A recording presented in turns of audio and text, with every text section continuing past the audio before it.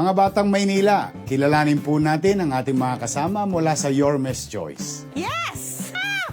Sabi ko nga yes!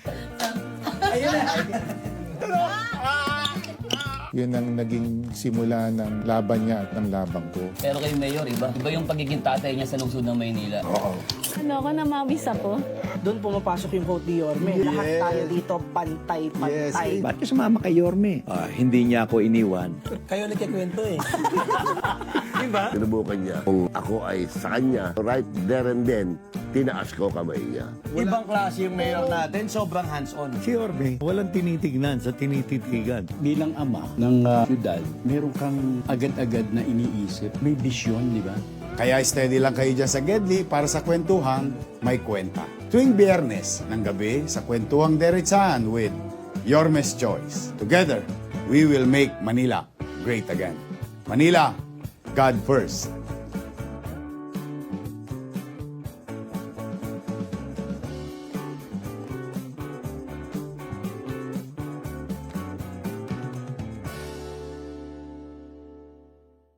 Welcome sa Kwentuhang Derechahan with Your Miss Choice.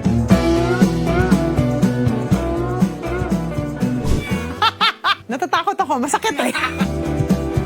In line yung gusto niya mangyari doon sa gusto kong mangyari.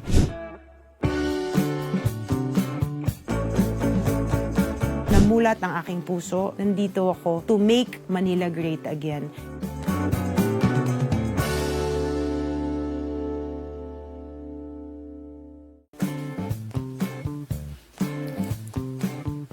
Mga Rema, mga Repa, welcome sa Kwentuhang Derechahan with Your Miss Choice. Para sa buwan naman ng episode, ako po ang inyong makakasama ngayong gabi. Kaya steady lang kayo sa Gedli para sa Kwentuhang may kwenta. Ako po si Chia Atienza, ang bunsong anak ng dating buting Mayor Lito Atienza, direktora ng Kababaihan ng Maynila, isang organisasyon na binunang aking mga magulang 40 years ago. At ngayon, nakatambal ni Yorme Isko Moreno Dumagoso. Sa totoo lang po, hindi ko pinlano na ako ay tatakbo or pumasok sa mundo ng politika. Although bata pa lang ako, I've always wanted to be a missionary. And so dinala ko ang puso ng misyonaryo kung saan man akong karerang dinala ng Panginoon. And as a broadcast journalist for 7 years, nakita ko ang pangunahing problema ng taong bayan ay kahirapan.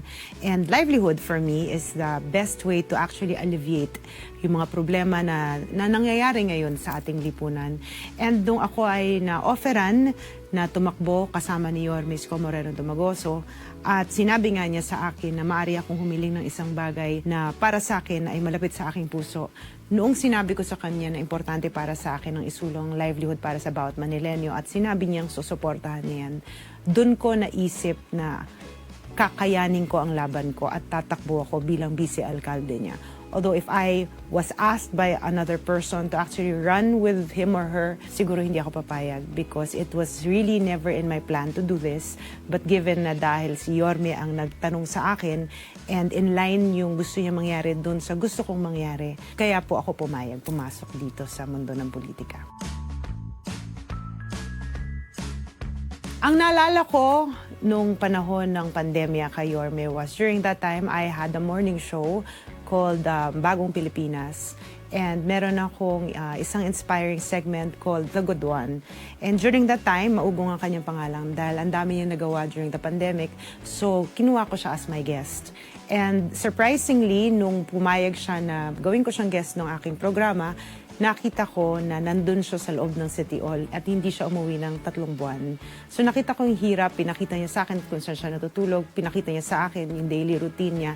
Nakita ko na siya ay naging isang working mayor amidst the pandemic. And one notable thing that I remember was yung pagtayo niya ng quarantine sites para sa mga COVID patients and yung multiple vaccination sites na maraming nakinabang kahit na hindi mga taga Maynila dahil dumadayo doon, nakita ko na sinecure niya na lahat ng dadaan sa Maynila ay safe na from COVID. Aside from that, I remember, I think he built a COVID facility in 50 days, if I'm correct, na para talagang tumulong para magkaroon ng access sa mga Manilenyo sa proper healthcare nung nagkaroon sila ng COVID. On top of that, nakita ko rin kasi Kahit na may pandemic, kahit na nakikipagsapalaran si Yorme sa mga problema na dinudulot ng sakit ng COVID, marami pa rin developments ang naitayo during that time. So talagang nakita ko, he's a very good mayor and he's very hands-on. And with that, I give all my praises to him and I really think he's the best mayor in Manila. Isang bagay na pinag-usapan namin ni Yorme na in line with what I want also is to bring back the minimum basic needs of every Manileños. That be housing, healthcare, education, and livelihood. And for me, importante yon dahil ang kahirapan talaga, masusupuan lang yan kung lahat ng mga basic needs ay ma-provide ng gobyerno. But isang bagay na very personal to me, ay ang livelihood, which yan ang hiningi ko kay Yorme na gusto ko sanang tumulong ng matindi. Livelihood in the sense that magtuturo tayo ng livelihood sa lahat ng mga Manileños na gustong matutong tumayo sa kanilang mga paa. And we will have to invite different sectors na medyo napag-iiwanan. One is yung mga PWDs, give them opportunities to learn na mag-livelihood. Ang mga senior citizens, I want them to feel na kasama sila sa lungsod ng Maynila. So, aside from that, of course, yung pagbibigay ng mga livelihood sa mga Manileño na kayang magnegosyo, pero ang diferensya nito sa pagbibigay lamang, merong kaakibat na training, monitoring, and to make sure na lumalago ang negosyo. And aside from that, papapasukin din natin yung konsepto ng kooperatiba. Dahil naniniwala ako, pag tulong-tulong ang mga Manileño, mas madaling mag-succeed sa buhay. And aside from that too is values formation. Kasi madaling magbigay ng pera, madaling magbigay ng negosyo, pero importante na iintindihan natin bakit natin ginagawa to at anong yung higher purpose to things. I think for me, yan ang isang major contribution ko na maibibigay sa magiging administrasyon ni Yorme. Ang nais ko para sa Batang Maynila is for them not to just survive, but to thrive. To find their purpose and their mission in life. And for every Manileño to feel like they are included in government. Maramdaman nila ang kalinga mula sa isang gobyerno na mapagmahal na ninanais na sila ay mag-succeed rin sa buhay. Gusto ko, gaya ni Yorme, tumangos ang ilong ng every batang Manileño at tumaas ang kanilang mga noo na sila ay taga Maynila. Ang advantage ng pagiging atienza, for me, ito po yung pagmulat sa akin. Dahil nung bata pa lang ako, namulat na ako sa mundo ng politika. Nakita ko ang aking ama, simula nang nagkamalay ako, tumutulong na sa lahat ng mga Manileños. And for me, advantage yon na namulat ako dito sa realidad na hindi madali ang buhay para sa lahat ng tao. Because at a very young age, I really wanted to be a missionary. I wanted to dedicate my life to the Lord. Although, napunta ako sa iba't ibang mga karera, pero isang bagay na pinangako ko sa Panginoon, na kung saan man niya akong karerang dalhin, bibitbitin ko ang puso ng misyonaryo doon. Actually, bata pa lang po ako, medyo mahilig na akong magtanong sa kapwa ko kung anong mga problema. At dahil ako nga po ang bunsong anak ng vice-alkalde at alkalde noong mga panahon na yon, ginamit ko ang aking boses para marinig sila. Nung ako ay naging ina, ginamit ko naman ang boses ko para marinig ang mga hinaing ng mga ina. And nung ako po ay naging isang broadcast journalist, ginamit ko ang puso ng misyonaryo para isigaw ang boses ng mga kababayan natin na napag-iwanan sa daylayan ng lipunan. For me, yan ang isang advantage ng pagiging atienza, na namulat ang aking puso, namulat ang aking isipan sa mga problema kinakaharap ng mga Manileño at na-activate ang puso ko para tumulong. Hindi naman natin kailangan maging misyonaryo as in misyonaryo. At the most that we can do is use whatever God-given career that we have, use it para makatulong sa ating kapwa. Pagiging isang politiko na may puso na totoong tumulong sa tao, para sa akin, pagiging misyonaryo na rin yun. And I will have to give all the credit to, kasi nung namulat ako, nung bata pa lang ako, ito na po ang pinakita sa akin ng aking ama na isang atienza. Sa totoo lang po, kung ibang tao ang nagtanong sa akin kung pwede ako maging ka-tandem bilang vice alkalde, hindi po ako papayag. Kaya ako pumayag na sumama kay Yorme dahil sa aking paglilibot sa Maynila at narinig ko ang hinaing ng mga taong bayan. At nakita ko na si Yorme ang solusyon para maibsan ang hirap ng ating mga Manilenyo. At nung tinanong niya ako at sinabi niyang makakatulong ako pagdating sa livelihood, dun ako umuo na papasok ako sa mundo ng politika at sasama ako kay Yorme. Naniniwala ako ng sigaw ng mga Manilenyo na bumalik na si Yorme ay isang sigaw ng kanilang mga puso na bumalik ang pagmamahal ng gobyerno na naramdaman nila noong panahon na si Yorme ay alkalde ng Maynila. And it's a great honor for me na mapili bilang vice alkalde ni Yorme. And one thing that I will have to really stand firm on, susuportahan ko po ang mga proyekto, programa na gagawin ni Yorme. Dahil alam ko, ang pagsuporta ko kay Yorme ay suporta ko sa bawat Manilenyo. Para sa akin, sana ako maging choice ng taong bayan. Dahil ang desisyon ko na tumakbo ay isang bagay na alam ko hinulma ng Panginoon at ng pagkakataon. Bata pa lang po ako, nakikinig na po ako sa hinaing ng mga taong bayan, ng mga Manilenyos. Ako po ay nakapagtapos ng Political Science, major in Governance. Imbis na pumasok sa mundo ng politika, ginamit ko ang mga natutunan ko para tumulong diretso sa tao. Nakinig ako sa hinaing ng mga Manilenyo. From bata, matanda, hanggang nung ako'y naging isang journalist, narinig ko na ang problema na pinagdadaanan ng aking mga kapitbahay, ng mga taga-Maynila. And dahil mulat ako sa problema nila, na somehow alam ko na rin paano susolusyonan ito. And given na kasama ko si Yorme na isang sensitibong tao na may puso talaga para tumulong, alam ko ako ang magiging best partner na isasama niyo kasama ni Yorme. Dahil ako, alam ko, susuportahan ko si Yorme at hindi ako narito para sa posisyon. Nandito ako to make Manila great again. Isang bagay na sinabi ni Yorme sa akin dati, isang vision niya para sa Maynila, is gawin ng Maynila parang Singapore.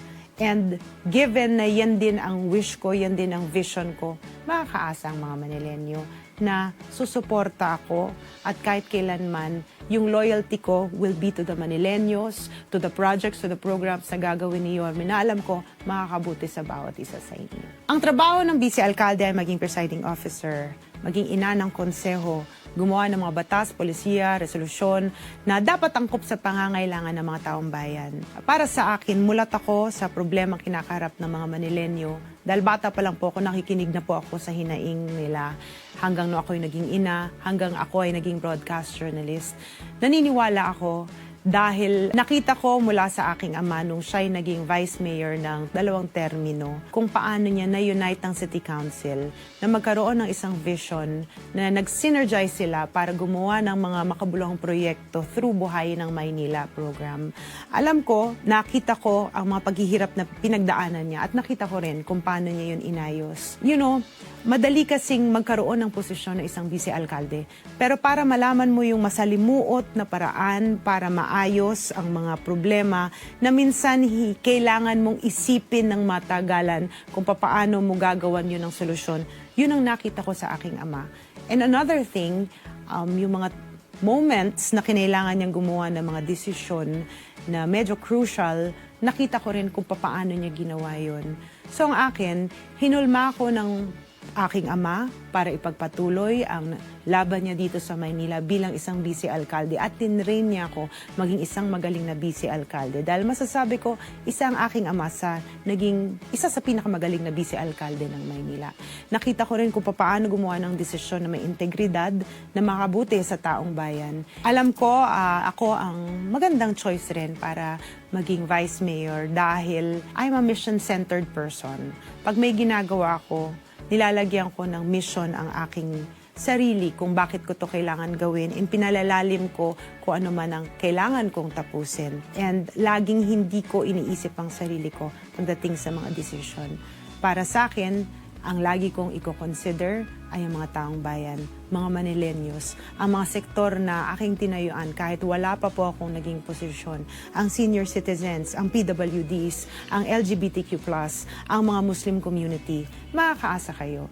Kasi for the longest time, marami kayong mga kailangan, mga bagay na hiningi na nakita ko, hindi kayo napagbigyan. Naiintindihan ko ang mga problema nyo. At dahil dyan, makakaasa kayo na magiging kasama kayo ng plano namin ni Yorme. And as a Vice Mayor, mararamdaman nyo ang pagmamahal at pag-aaruga ng isang ina.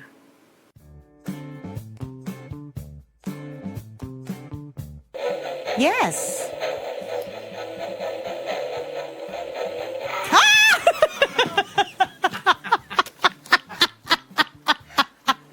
Bakit ba? Gusto niya sagot ko no! Hindi ko nga alam lahat!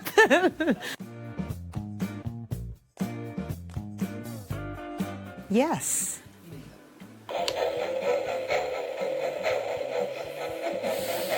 Teka, feeling ko sa hininga ko to. Kundi fake to. Ah! Feeling niya perfect ako!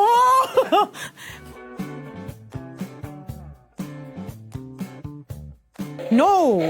Pag nagbabasa ako ng dokumento, nagbabasa ako ng dokumento. Kung nagbabasa ako ng chismis, nagbabasa ako ng chismis. Ganun lang kadali yan. Natatakot ako. Ah! Bakit truth or false nanginginig? Sadista to.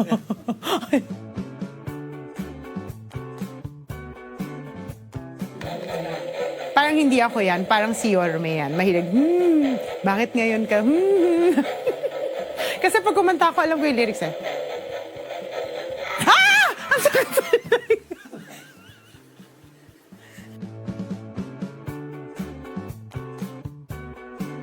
Never, kasi hindi ko naman sinasabi na sa utak ko lang. Hihinga na ako. Alam ko manginginig to. Masakit to.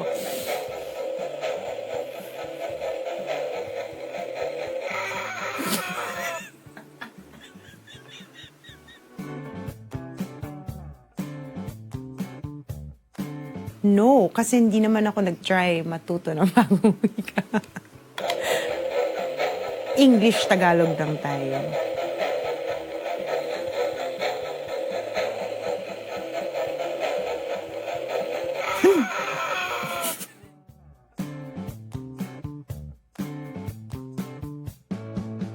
Always. So yes, diba? Yes, okay.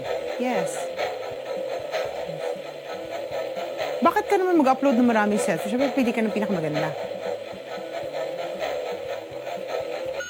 Uy! Ay! Always. Strict ang parents ko. Nakalabas lang ako, kasal na ako. Alam niyo ba yun?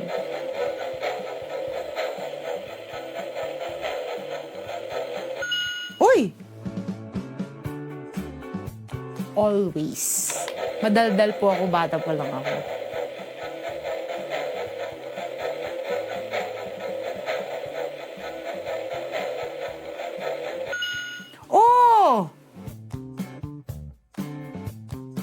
Palagi. Lalo na pag nakakita ako ng mga senior citizen na nagpapadyak o nag-vendor siya, yun, sobrang naantig ako, naiiyak ako. See? Magkaisa po tayo mga batang Maynila. Tulungan po natin si Mayor Isko Moreno Dumagoso at ang inyong lingkod, Chia Tienza, at ang buong Yorme's Choice. Together, we will make Manila great again. Manila, God first.